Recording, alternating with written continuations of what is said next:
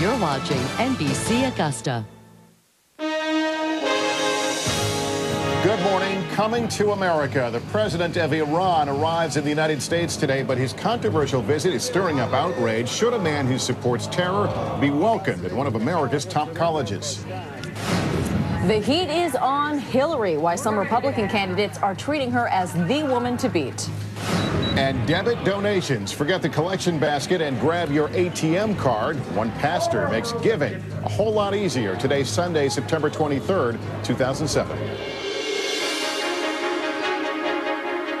From NBC News, this is Today with Lester Holt and Amy Robach, live from Studio 1A in Rockefeller Plaza. And still to come, giving on credit. Don't bother with the donation envelope this Sunday. Some churchgoers are now making it easier for parishioners to give to God. We'll explain, but first these messages. One pastor with an innovative idea has found a new way to make giving easier on Sundays. Literally. Here's NBC's George Lewis.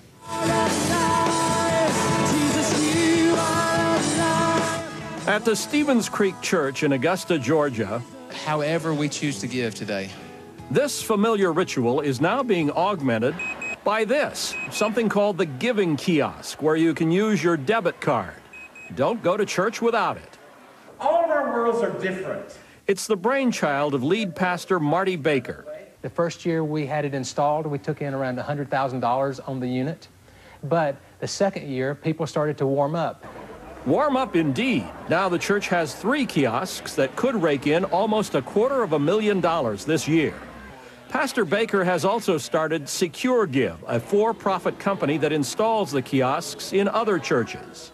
He's made it very easy for us to connect with God. It doesn't matter how you do it, as long as you do it. God knows your heart. At the nearby 200-year-old First Presbyterian Church, they still pass the collection plate.